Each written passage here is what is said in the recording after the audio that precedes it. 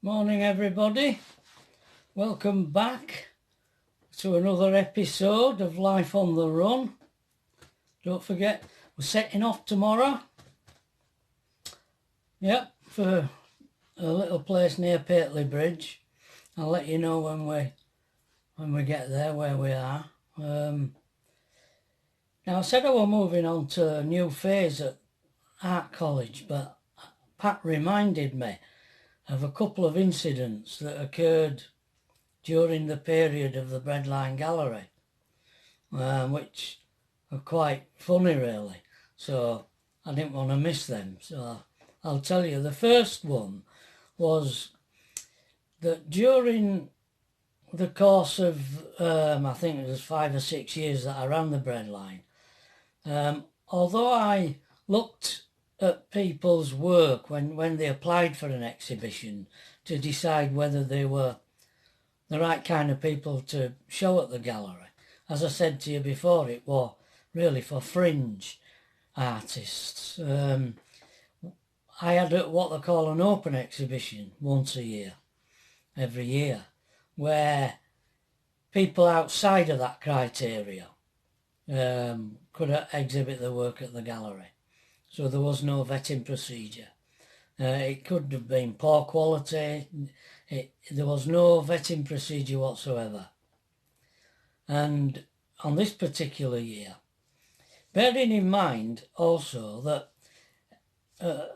every exhibition, the art critics from the newspapers would come to look at each exhibition. Bill Oliver at the time from the Yorkshire Post. There was another guy, I can't remember his name, from the Telegraph and Argus. And Valdemar Vanuskicek used to come from the Guardian. At this particular open exhibition, there was one particular lady called Annie,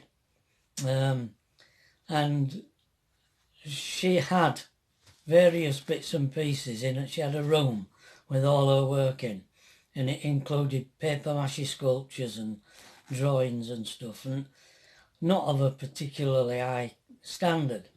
But like, I treated everybody the same, and I asked Annie for a mailing list, her people that she wanted me to invite for her, like I did with everybody. Well, she gave me this list, and on this list were Prince Charles, Frankie Vaughan, and even Jimmy Savile.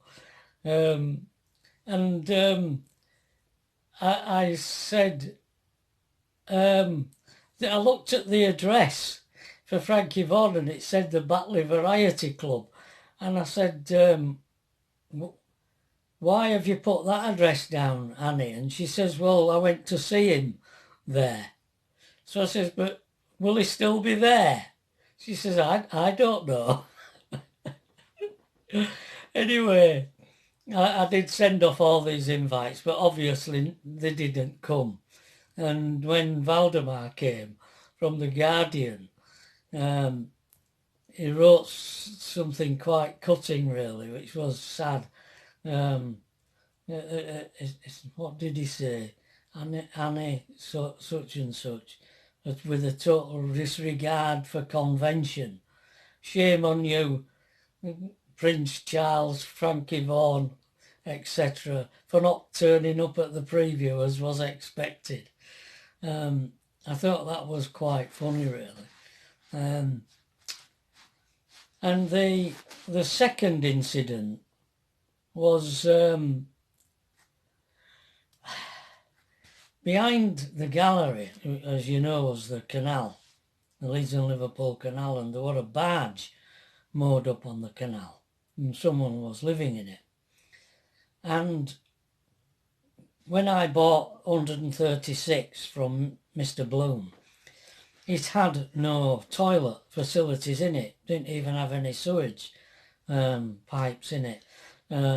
But in the corner of the plot, around at the end of the building next door, the end one, was 3 outside toilets, and one of them was appointed to 136 Town Street.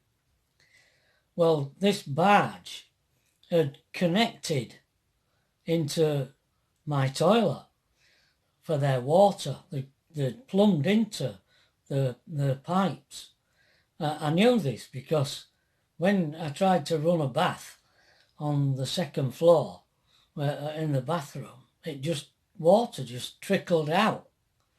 I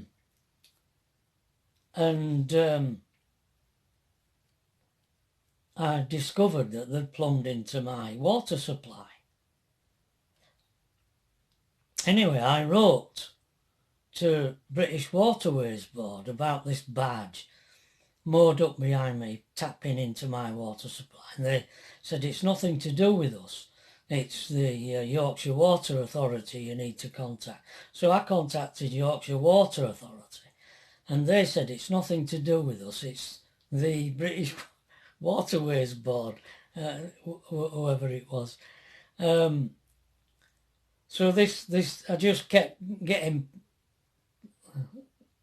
passed from pillar to post.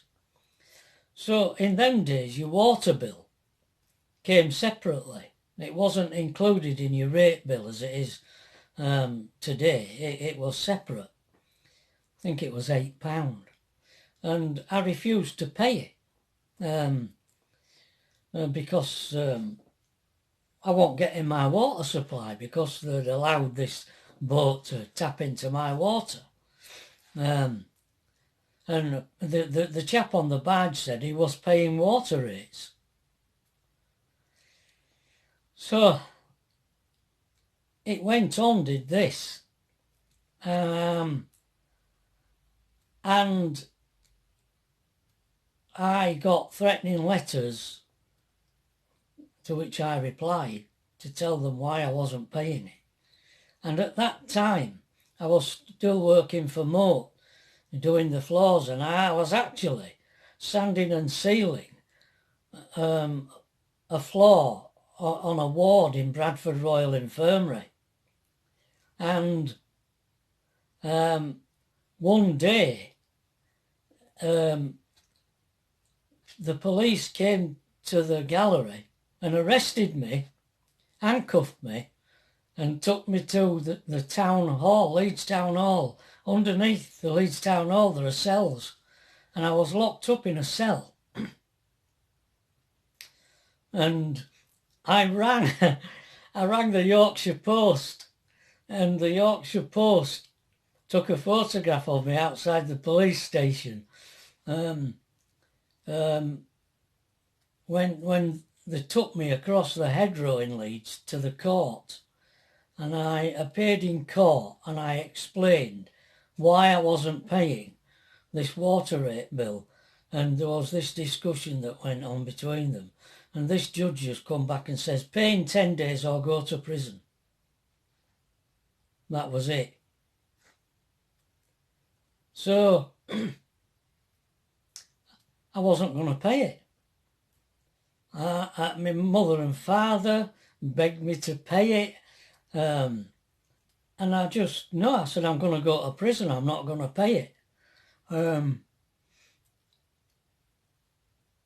Anyway, as it got nearer, I had a letter to say that it had been paid, and I thought my mum and dad had paid it, but they didn't.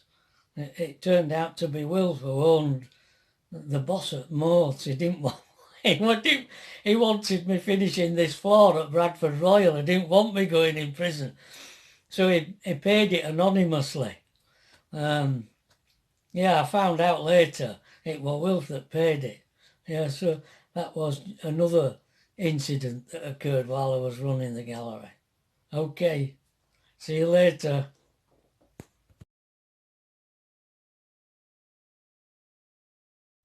This is an article in the Yorkshire Post about canal art, which was taking place at the gallery at that time.